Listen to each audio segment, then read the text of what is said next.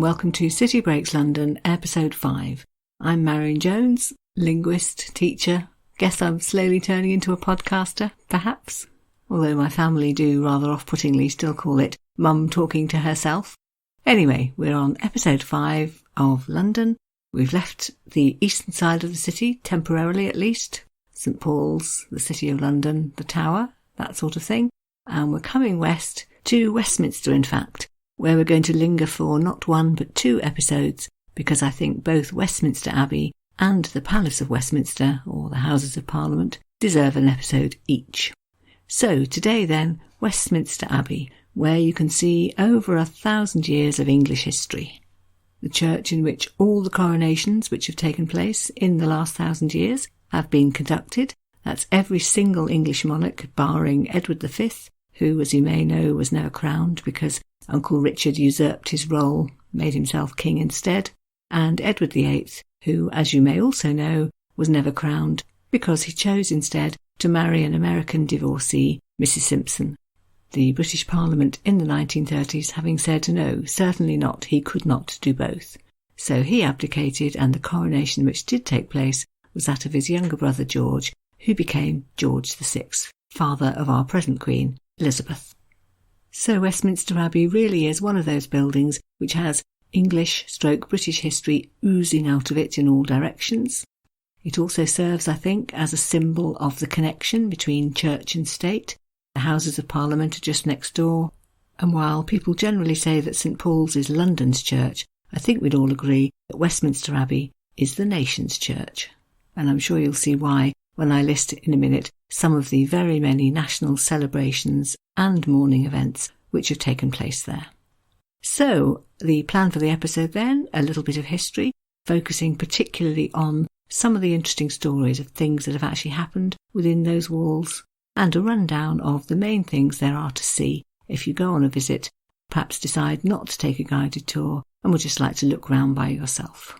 Legend has it that there's been a church on this site way back into the Dark Ages, but I'm going to start my description in the year 960, because that was when the Bishop of London brought up from Somerset, from Glastonbury, 12 Benedictine monks who were going to settle here in London and for whom he built a monastery.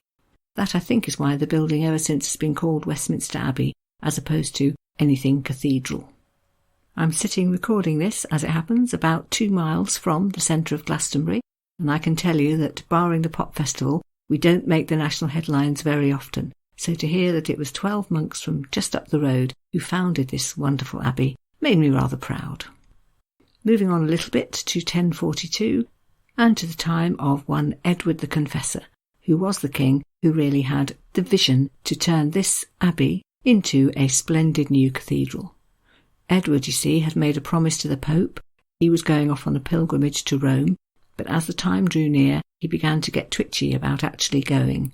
It was a time of great unrest. He feared that if he left his kingdom, it wouldn't be there, at least not for him, when he got back, so he began to and ah about going.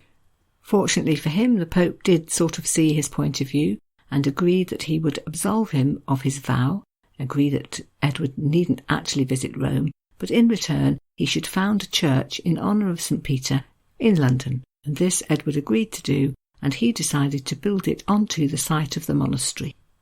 It was over 20 years until it was finished. It was consecrated in December of the year 1065.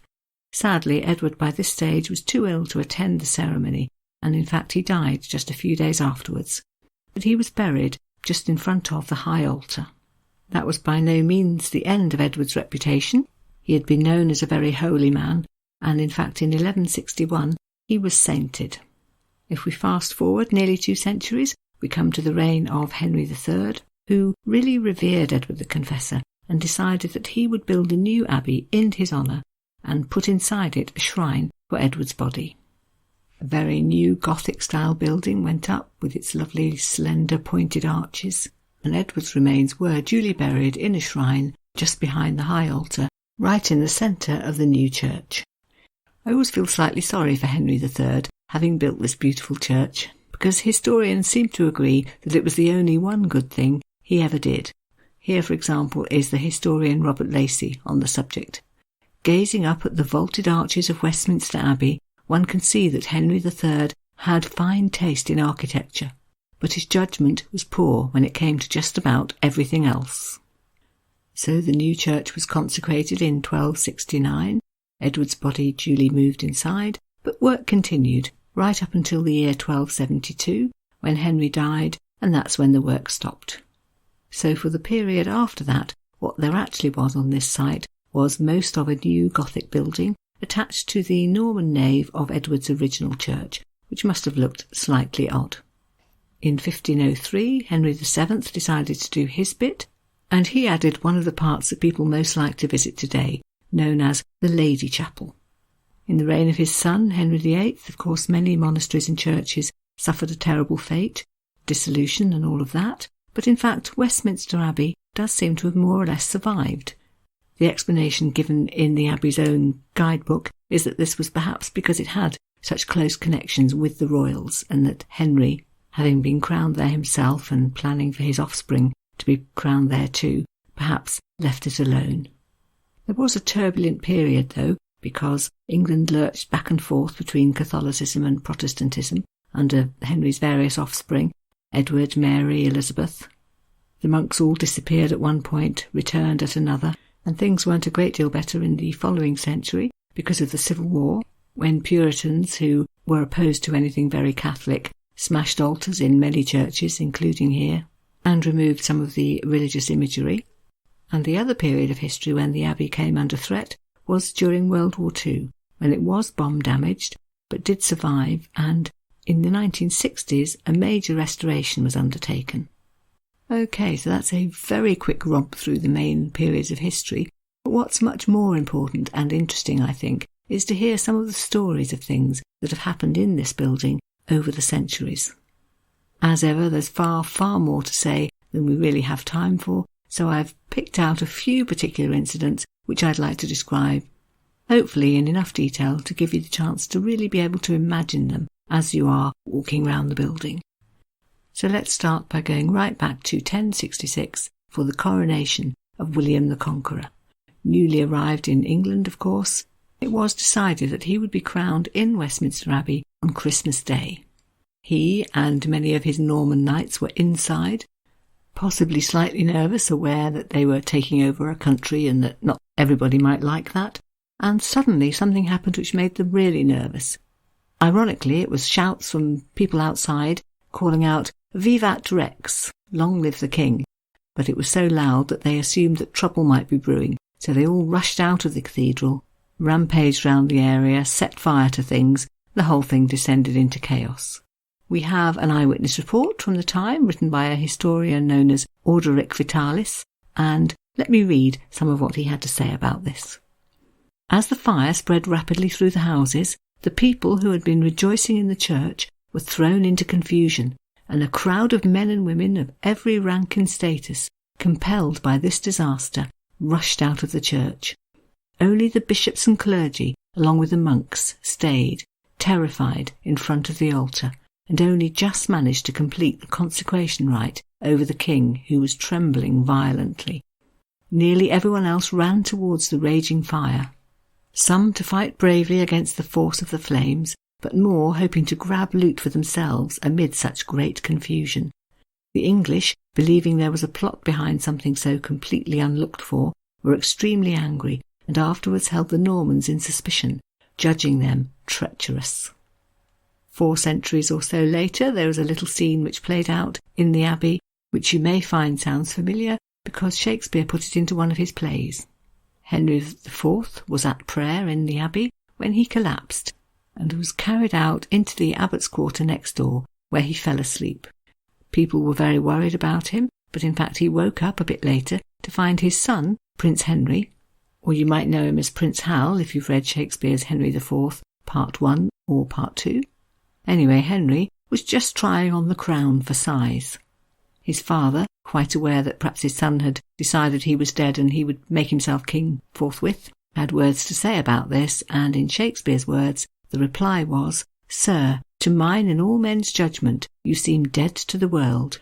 So I, as your next heir apparent, I took that as mine own." You might remember from the episode on the Tower that Henry IV himself had, let's say, taken the throne from Richard II.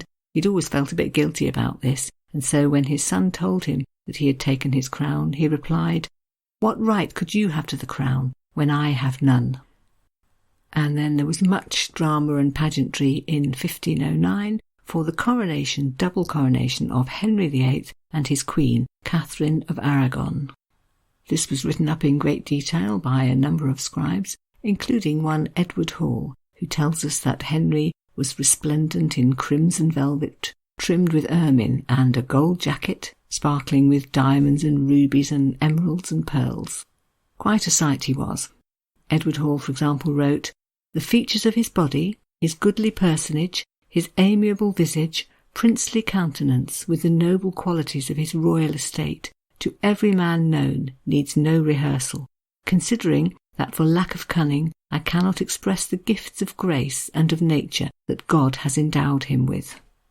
So a reminder that whatever you might think about Henry long term, in his youth he cut a very splendid figure. No expense spared for Catherine either.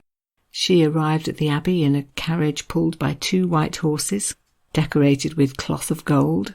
She herself was dressed in white satin, all beautifully embroidered, with, as Edward Hall wrote, her hair hanging down her back of very great length, beautiful and goodly to behold, and on her head a coronet set with many rich orient stones. We are told that 1,600 yards of scarlet cloth and over 2,000 yards of red cloth, not entirely sure what the difference is, but anyway, all of that was used for the coronation robes that all the assembled guests were wearing, and who gathered solemnly to hear Henry make his oath. He promised, quote, "with good will and devout soul, that he would keep the privilege of canon law, keep the church's laws, defend it and all the bishops." You read these things and you think about some of the things he did later, and you think, was he sincere? But his oath finished with the words, "I, Henry, King of England, promise and confirm to keep and observe, so help me God, and by these holy evangelists, by me bodily touched upon this holy altar." All of this while he's sitting in the coronation chair. It was a long service, though. He was then required to make his way to the high altar. More oaths. He was anointed 9 times with holy oil, on the palms of his hands, his chest, his back, each shoulder, elbow, and on his head. Each time they made the sign of the cross with the oil. And finally he was given a golden orb and a sceptre, and the crown of St. Edward the Confessor was put onto his head. Not quite the end, because after that came Catherine's turn. She too had a golden crown placed upon her head, one with sapphires and pearls set into it, and also was given a golden sceptre. It does sound as if absolutely no expense and no effort was spared, so it's rather sad to know that 20-something years later, Henry's new queen was also being crowned. Catherine hadn't died, she had been rejected by Henry, so that he could marry his mistress, Anne Boleyn, and she too was crowned, with all the pomp and ceremony that could be mustered. Edward Hall, the chronicler again. Anne herself, going under a rich canopy of cloth of gold, dressed in a kirtle of crimson velvet, decorated with ermine, and a robe of purple velvet, decorated with ermine over that, and a rich coronet, with a cap of pearls and stones on her head. She was accompanied by 10 ladies, also in scarlet robes, all wearing gold coronets on their heads, and after that her maids, also in scarlet gowns. She too was anointed and crowned by the Archbishop of Canterbury and the Archbishop of York. But, despite all of this, the Pope later declared the marriage null and void and said that any child they had would be illegitimate. Queen Victoria's coronation took place in 1838. She was driven on a roundabout route from Buckingham Palace all through the main streets of London, and, as she wrote herself, "I reached the Abbey amid deafening cheers at a little after 11:30. I first went into a robing room, quite close to the entrance, where I found my 8 train-bearers, all dressed alike and beautifully in white satin and silver tissue, with wreaths of silver corn ears in front, and a small one of pink roses around the plait behind, and pink roses in the trimmings of the dresses."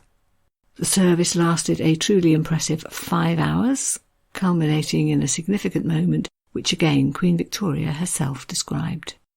Then followed all the various things, and last of all, the crown being placed on my head, which was, I must own, a most beautiful, impressive moment.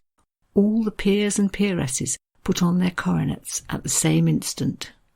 She was driven by carriage all the way back to Buckingham Palace, wearing the crown, holding the sceptre and orb, more cheering, as Victoria herself wrote. The enthusiasm, affection and loyalty were really touching, and I shall remember this day as the proudest of my life. 50 years later, in 1887, there was the Golden Jubilee to be marked, another lavish public spectacle, with a carriage procession through the streets, and when they got to the Abbey, they found that galleries of seats had been put in specially to accommodate the 10,000 guests who'd been invited. 10 years after that, when it came to Victoria's Diamond Jubilee, it was decided to hold the ceremony at St Paul's. I think the reason was that it had been decided that she was too elderly to walk very far, and that the best thing to do was to drive up and round outside St Paul's, stop there and hold the whole thing outside, so she could watch from her carriage. There have been plenty of royal weddings too in Westminster Abbey. 2 of the early ones were Henry I, who married Matilda of Scotland, and Richard II, marrying Anne of Bohemia. But for the episode today, I wanted to hone in on the 20th century and talk a little bit about the wedding of, as she was then, Princess Elizabeth and Philip Mountbatten, so Queen Elizabeth II and the Duke of Edinburgh, as they are known today. They chose to marry in Westminster Abbey, where the Queen's parents had also married in 1923. There were 2,000 guests, including many foreign members of royalty, the King of Iraq, for example, Princess Juliana and Prince Bernhard from the Netherlands, and many, many more. There were 91 singers, no fewer than 3 choirs. Princess Elizabeth wore a dress designed by Norman Hartnell, a simply cut fitted bodice and a heart-shaped neckline, and a floor-length panelled skirt, all made of ivory silk and decorated with crystals and 10,000 seed pearls. So it was simple, and yet it wasn't, and perhaps the main thing about the dress was that Princess Elizabeth had had to use ration cards for the fabric. So soon was it after the end of the war. Members of the public had sent theirs in, wanting to help, but in fact the palace sent them all back, fearing that it would look bad if they used them for that purpose. In 2007, Queen Elizabeth became the first British monarch ever to have celebrated a diamond wedding anniversary, and yes, of course, it was marked, among other things, by a service here in Westminster Abbey. It was also in Westminster Abbey that Princess Diana's funeral was held. One of those events surely etched on the memory of anybody who saw it, right from the sombre procession of the cortege from Kensington Palace through the streets of London, a bell tolling every minute, through the music, ranging from hymns like I Vow to Thee, My Country, to Elton John singing Candle in the Wind.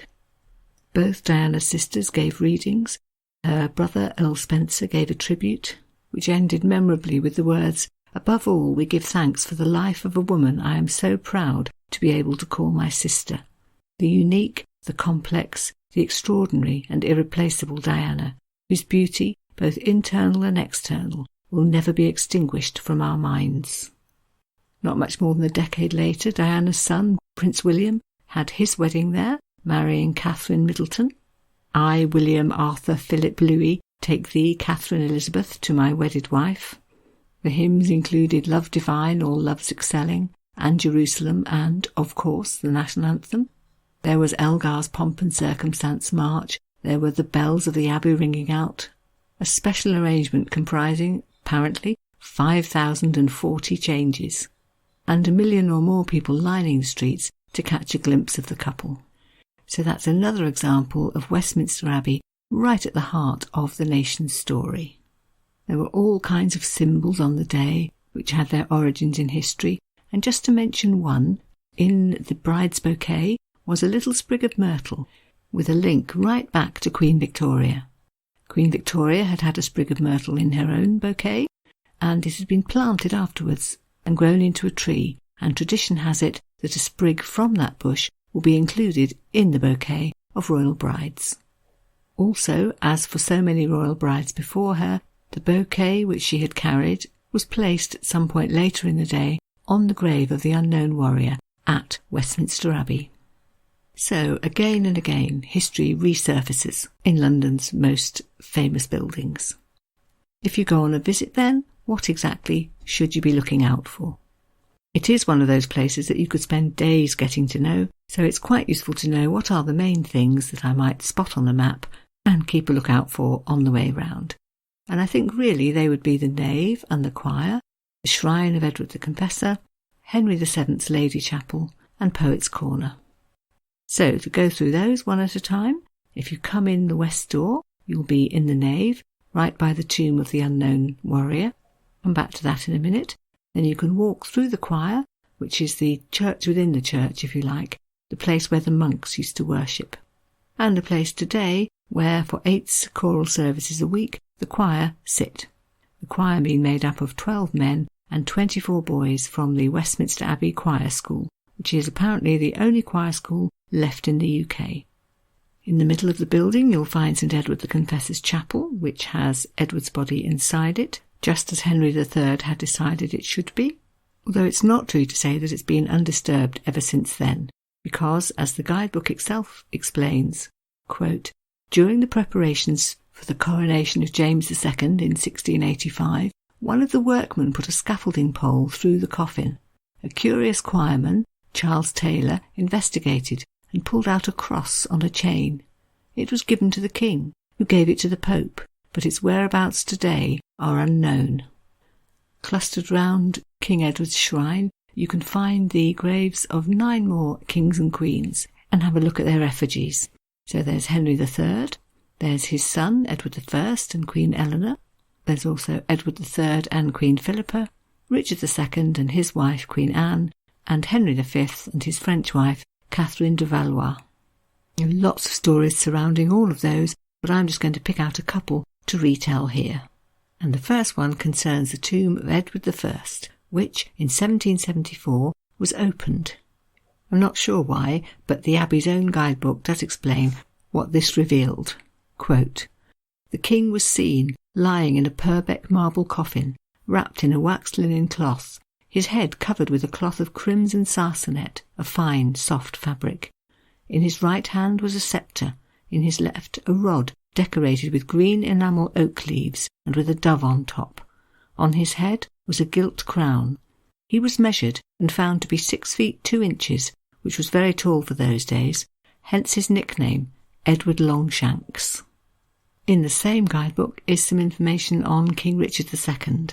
You may remember from the episode on the Tower that he was deposed by his cousin Henry IV and soon disappeared.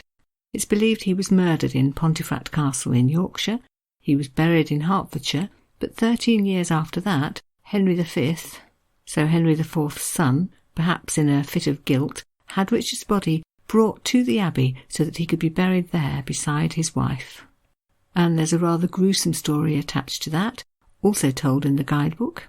Quote, unfortunately, Richard's body was not allowed to rest in peace. In the 18th century, a hole appeared on the ambulatory side of his tomb, through which visitors could put their hand, and a number of bones went missing, including Richard's jawbone, taken by a Westminster schoolboy. It became a family heirloom until 1906, when it came into the possession of a descendant who was a priest. He decided it was time the king had his jawbone back, and in a simple ceremony, the Dean of Westminster carefully replaced it in the tomb. So, a couple of things to ponder as you walk round. Do try and seek out the Lady Chapel, built by Henry VII, because it is one of the most beautiful corners of the entire Abbey. Henry himself and his wife Elizabeth of York are both buried here, and you can see their magnificent effigies, the two of them lying side by side, hands folded in prayer.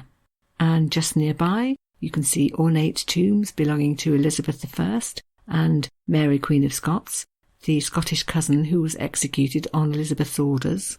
It was Mary's son James, who became James I of England and James VI of Scotland, who was keen that his mother should be buried here. And as the historian Robert Lacey puts it, quote, Mary lies here in a splendid tomb alongside Elizabeth, the two cousins, Catholic and Protestant, honoured equally in death.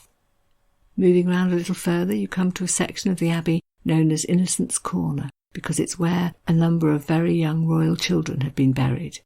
James I, for example, had 2 of his daughters buried here, the 3-day-old Sophia, that was in 1606, and then the following year, Mary, who was 3. Nearby, in the South Ambulatory, which leads on round to Poets' Corner, you can find the tombs of yet more royal children, 5 belonging to Henry III, who buried his first daughter Catherine here when she was 5, and sadly had to follow with 4 more of his children who died, and his son Edward I also has 4 children who were buried here. Also in that corner somewhere is the casket designed by Christopher Wren and set into the wall, which is thought to contain the remains of the princes in the Tower, 13-year-old Edward V and his younger brother Richard, Duke of York, who was 11. As I explained in the last episode, they disappeared into the Tower of London and were never seen again. So Edward was never crowned, and the next king was Richard III, their uncle. Look out too for Poets' Corner, a tradition which began when Geoffrey Chaucer was buried there in 1400, because when he wasn't writing plays and poetry, he was the clerk of the king's works. He was allowed to be buried in the abbey, and in 1599, so 200 years later, the poet Edmund Spenser asked specifically whether he too could be buried somewhere near Chaucer, and from that moment on it became a bit of a tradition. You will see some other poets' graves and a lot of plaques commemorating poets, all the poets you can think of. There's Tennyson and Browning and T.S. Eliot. There's one to Milton, although when he died in 1684 he was denied a place because he'd been a supporter of Cromwell. He was moved to the Abbey in 1737. I think people thought a poet that good has to be in Poets' Corner. And another poet that not everybody could agree about was Byron, who died in 1824, but for whom the memorial tablet wasn't set up until 1969. In 1924, so a century after he died, a bishop explained why it was Byron shouldn't be given this honour. A man who outraged the laws of our divine Lord and whose treatment of women violated the Christian principles of purity and honour should not be commemorated in Westminster Abbey. In the end, I'm afraid, appreciation for his poetry overcame the moral objections, so he has his place after all. It's also where Charles Dickens is buried. If you find that grave, try and picture the thousands of people who filed past it at his funeral. There's a collective memorial, the very first one in the Abbey, in fact, to 16 World War I poets, including all the very famous ones you'll have heard of, like Wilfred Owen and Siegfried Sassoon, and also Lawrence Binyon, who wrote the words which are used on every Remembrance Day service, both here in the Abbey and in churches all over the country. The one with the lines which read, "They shall grow not old, as we that are left grow old." Also in that area you find memorials to scientists like Isaac Newton and Charles Darwin, to the explorer David Livingstone, to Winston Churchill, of course. He's not buried here, because he chose to be buried in the Oxfordshire village where he had been born. Fittingly, the composer Henry Purcell was buried here. He had been the Abbey's organist, so talented in fact that when his predecessor heard him play, he resigned, saying that Purcell really must take over. Purcell composed various pieces which were premiered in the Abbey, for example for the coronations of James II and of William and Mary. Try to make sure that you see the coronation chair, which was made in 1297 on the orders of Edward I, and which almost every king since Henry IV sat in order to be crowned and anointed. Every monarch, that is, except Mary Tudor. She was very Catholic. She was coming to reign after her half-brother Edward, who had been very Protestant, and she simply refused to use the same chair for that very reason. I found it interesting to note, too, that there was one occasion on which the chair was taken elsewhere. It wasn't for a coronation, it was for the installation of one Oliver Cromwell. So he'd taken over from a king, presumably didn't want to be crowned, would have objected in fact to that, but was quite happy to sit on the coronation chair to be installed. And again, I suppose to make it just slightly different, this ceremony wasn't carried out in Westminster Abbey, but in the next door Westminster Hall. And then lastly, one of the most visited places in the entire Abbey is at the west entrance, the tomb of the unknown warrior. When you see it, you're sure to spot it. It's set into the floor, and it's bordered by rows of red silk poppies. It has been there since just after the First World War. The idea was that a British soldier of no name and no rank should be buried among kings and princes. The nation wanted to find some way of marking its sorrow at the loss of the 700,000 young men who died in the war and the 1.5 million more who were wounded.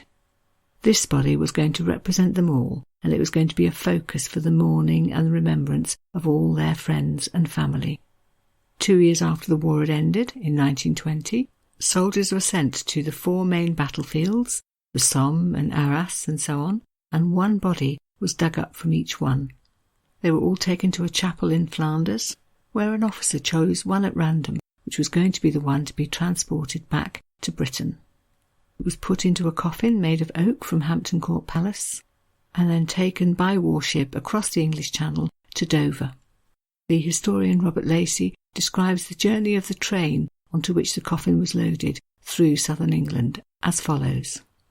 Silent crowds, many of them mothers, sisters and widows dressed in mourning, were waiting on the platform of every station through which the train would carry the warrior from Dover to the capital.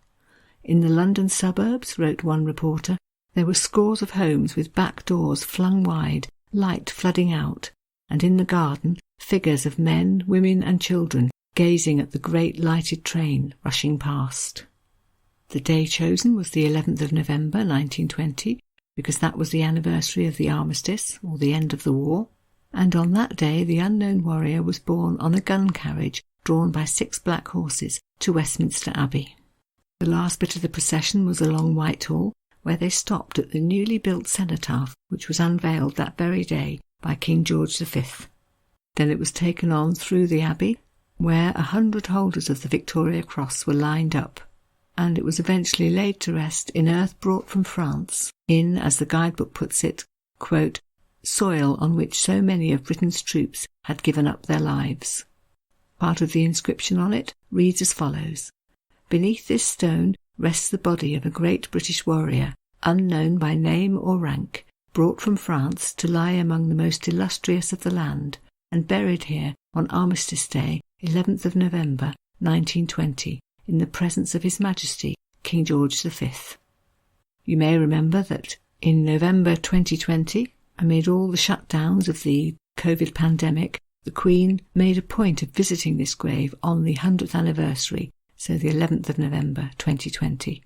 I think the ceremony that had been planned was very much cut down, but the Queen came, dressed all in black, and stood in silent reflection by the grave. Yet another important reminder of the central focus of Westminster Abbey in the life of the nation. And that does seem a fitting place to round off. So just to summarise then, Westminster Abbey is, yes, above all, a working church, somewhere where Holy Communion and Evensong are held at least once every day each, a place where every hour visitors are invited to pause to pray, perhaps to join in, or perhaps to just use it as a moment of reflection. But it's also the nation's church, the place where 39 of our monarchs have been crowned, and a place of burial and commemoration for so many monarchs and important national figures from the past. It is the place then where there's been 1,000 years and more of worship and of British history. In the next episode, we're staying very close, just popping next door in fact, to the Palace of Westminster, perhaps more usually known as the Houses of Parliament. So the nation's church and the House of the nation's government side by side in central London. So a good moment for me to thank you very much for listening, to hope that you will join me next week, and indeed on into future episodes. There's lots more of London still to come. Thank you very much then, and goodbye.